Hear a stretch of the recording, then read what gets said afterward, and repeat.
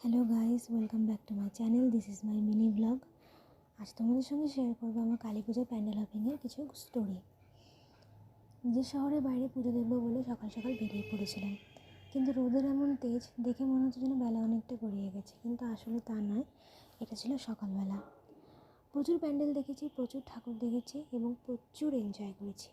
প্যান্ডেলের বাইরেটা যেমন সুন্দর লাগছিল, ঠিক ততটাই সুন্দর লাগছিল প্যান্ডেলের ভেতরটা, এবং প্রতিমাগুলিও ছিল খুব সুন্দর, অসাধারণ।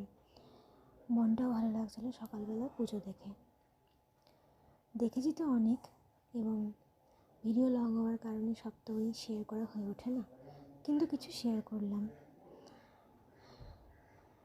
খুব সুন্দর লাগছিল, রাস্তাগুলোও ছিল খুব সুন্দর, কিন্তু ভিডিও করা হয়ে ওঠেনি রাস্তার ভিডিওটা।